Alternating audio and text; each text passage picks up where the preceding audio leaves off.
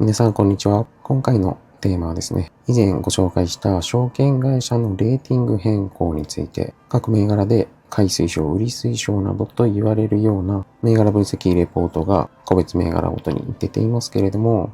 これに対してですね、様々なデータをぶつけていきたい。今回取り上げるのは、おそらく皆さんも気になっているであろう、空売り業者のポジション、この推移と証券会社のレポート、このタイミング、株価の動きというのが関係性あるのかどうかというのをご紹介したいと思います。この両者ですね、特に空売りを行うような機関投資家と証券会社というのは非常に密接なつながりがあります。どうしても空売りを行う際には先に株券を借りてきて売りから入らなければいけない。その借りてくる先というのが基本的には証券会社になってくるわけですね。ですので、一番邪悪な見方をするのであれば、空売り業者と証券会社で、通貨の関係性になっていて、証券会社が出すレポート、これに応じて空売り業者が取引しやすいようなタイミングで配慮されているのではないかというところですね。これを今回は検証していきたいと思います。こちら、証券会社のレポート、それぞれ会社ごとに推奨の定義というのが違いますので、いろんな証券会社で3段階から5段階評価を行っておりますけれども、それをデータ分析上一律に左側プラス2からマイナス2のレーティングに一律落とし込む変換を行っております。これをもとにですね、個別銘柄のレーティング変更と、もう一つの別のデータ、空売り機関投資家のポジション変更、ポジション推移というのを今回は比べていくわけです。そうすると、証券会社のレーティング変更及び目標株価の変更というのは、2回ほど前の動画でですね、詳しくご説明いたしました。今回もう一つ使う空売り業者のポジション変更について、一例ご覧いただきますと、こちら。どのようなデータを分析上使用しているか。まず一番左側が空売り対象となっている銘柄。そして今回は10月以降という抽出条件。このデータ分析を行ったのが10日前後でしたので、だいたい第1週、第2週あたりまでデータが入っていますね。この計算日というのが、それぞれの銘柄に対して空売りがポジション変更されたタイミング。そしてそのポジションを変更した業者と、その業者における残りの空売り株数、そしてその計算日における増減の株数です。そして空売り株数の全体が流通株の何%を占めているかというのと、その日に行われた増減株数が流通株に対して何%のインパクトになっているか。マイナスの場合は買い戻しですね。そしてプラスの場合は新たな空売りポジションの構築ということになります。基本的には銘柄で相として計算日の10月以降で順番にご覧いただいているんですけれども、この中で気になる銘柄と言いますと、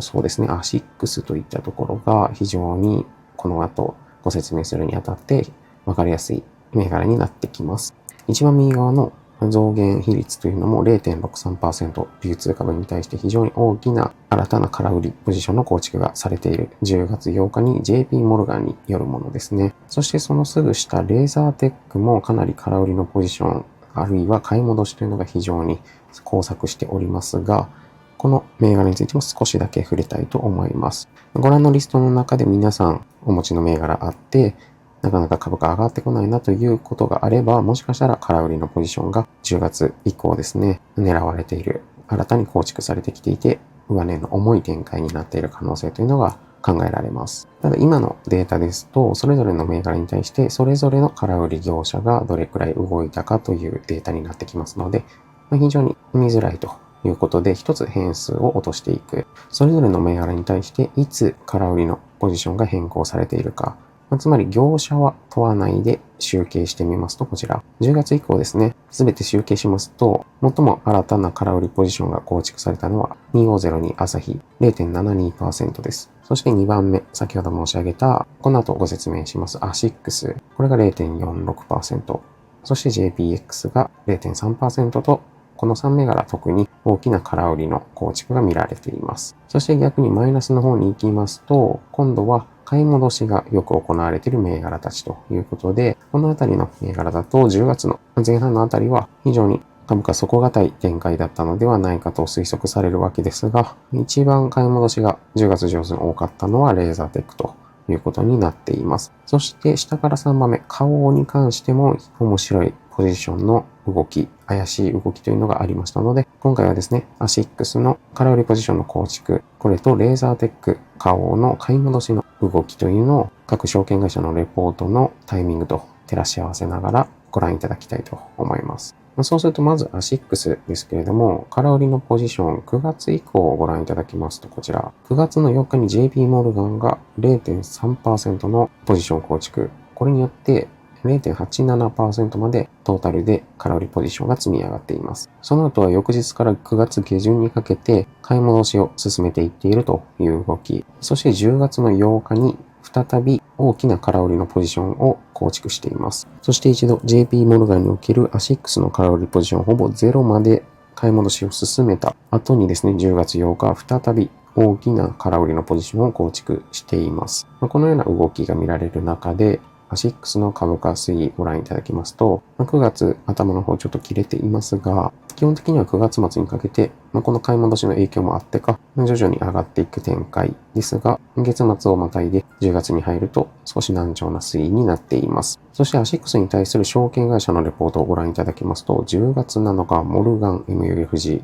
レーティング変更はありませんが、目標株価が2750円から3400円まで引き上げられています。そうすると、この冊子の言い方でしたら、おそらくもうお気づきだと思いますが、9月の4日ですね、上旬を最後に空売りの新規ポジションを構築するのをやめて買い戻しを進めていった。そしてどんどんと買い戻しを行って空売りポジションを削っていく。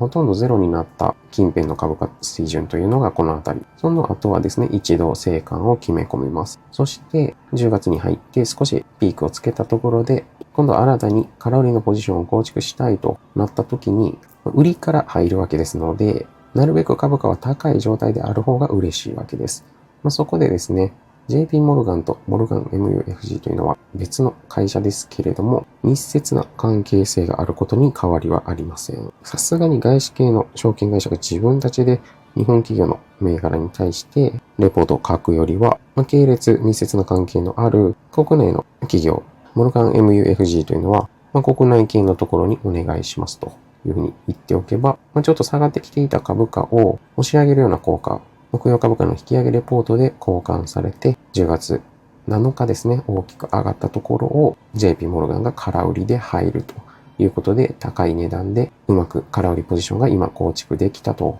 そのような動きが推察されるわけです。そしてその後もずっと下げ基調なわけですけれども、どんどん下がっていけば、空売りのポジションには利益が生まれてくるというわけですね。非常につながりがありそうな動き方をしているなという一例。実際そんなにつながり見つからないだろうなと思いながらデータ分析していましたので、こういった銘柄がすぐにポッと上がってくるというのは、少し怖い思いもありました。続きまして、レーザーテックですけれども、今度は証券会社のレポートの変更からご覧いただきます。そうすると9月25日、26日に SMBC 日興とみずほ証券がそれぞれ大きな目標株価の引き下げ、そしてみずほ証券に関してはレーティングを売りに下げています。以前はですね、スクリーンホールディングスなんかでもみずほ証券怪しい動きをしていましたけれども、その間の株価の推移ご覧いただきますと、こちら9月の月末あたりですので、縦の点線入っているところですが、この辺でですね、ちょっと上げ基調になっているので、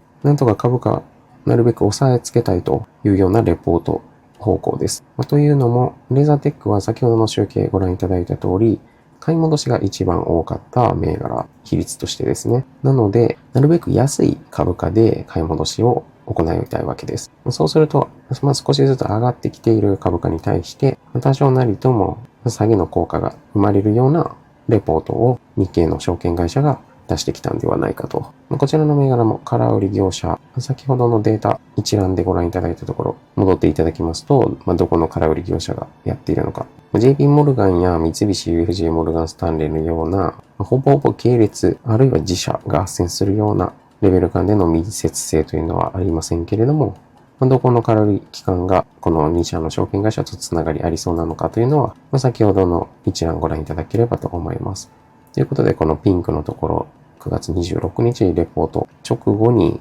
株価が吹き上げているのは非常に皮肉なわけですけれども、空売り業者の買い戻しとしては抑えつけてくれていた分、この日までにポジションをクローズしていればいい利益が出ていたというわけです。ちなみにみずほ証券は以前動画にしたスクリーンホールディングスの時も株価のレーティング引き下げを行った次の日に大きな上昇を見られたので、非常に空売り期間とつながりあるんではないかと推測されてもおかしくはないような動きが半導体関連の銘柄で目立ちます。さて最後に花王ですけれども、こちらもアシックスと同じようなレベル感で怪しい動きしているのが観測できます。そして空売り業者がどこかというのもご覧いただきますと、JP モルガンと三菱 UFJ モルガンスタンレーが再び出てくるということで、しかもこれ一番左の計算日、空売りポジションの構築された翌営業日になっていると思いますが、これがですね、時系列に並べている。ここで時系列に並べているんですけれども、花王の場合はもはやこの両業者交わることなくポジションを立てては買い戻し、立てては買い戻しと、それぞれが順番に行っているわけですね。もはやこの時点で少し怪しいわけですけれども、花王の株価推移ご覧いただきますとこちら。そしてレポートに関しては、モルガン MUFC。これが9月の4日に7900円から8400円の目標株価引き上げを行っています。目標株価の引き上げを行っている9月の上旬にもかかわらず、このあたりで自社はですね、空売りのポジションを斡旋しているわけです。しかもそのタイミングが9月の4日となると、これ非常に綺麗に空売り業者両者の境目に来るわけですね。計算日となっているのが翌営業日。つまり JP モルガンが最後に空売りのポジションを買い戻しを行ったのが9月の4日ということになります。そうするとですね、JP モルガンの空売りポジションは8月中旬から9月の4日までにクローズする。ただこの花王の株価推移は基本右肩上がりの2ヶ月間でしたので、そんなにポジション自体に利益は出ていなさそうと。あくまで損切りするにあたっては少しでもいい株価で、つまり安い株価で買い戻しを行いたいというところで、レポートが出る前の日までに買い戻しを行っている。そして9月の5日以降ですね、モルガン MUFG の目標株価引き上げレポートが出たところで、株価に関しても右側のチャートをご覧いただきますと、大きく吹き上げているわけです。これを受けてですね、空売り業者のところでいう三菱 UFJ モルガンスタンレーは9月の9日、11日と大きな空売りのポジションを斡旋していく。新たな空売りのポジションですので、少しでも高い株価でポジションを構築するのがいいわけです。しかしですね、これ10月4日にかけて買い戻し行われていますけれども、花王の株価推移ご覧いただきますと、そんなに大きく下げてはいない。むしろ若干上がっているぐらいですので、こちらのポジションに関しても、空売りあるいは買い戻しのタイミングに関しては、レポートによって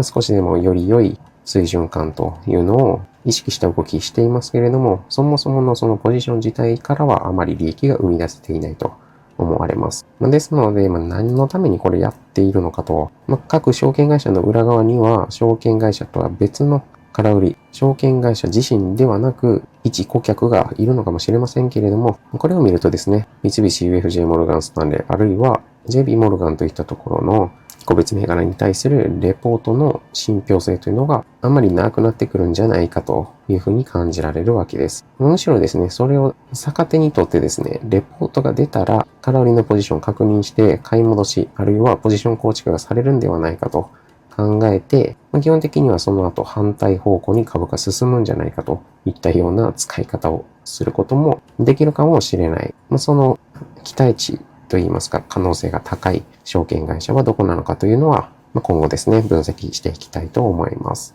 今回はですね、レポート、証券会社の推奨レポートと空売り期間の動きというのが、直近10月のところを中心に怪しいものをピックアップしましたけれども、それだけでももう3社、それだけでももう3銘柄分かりやすく出てきていて、さらに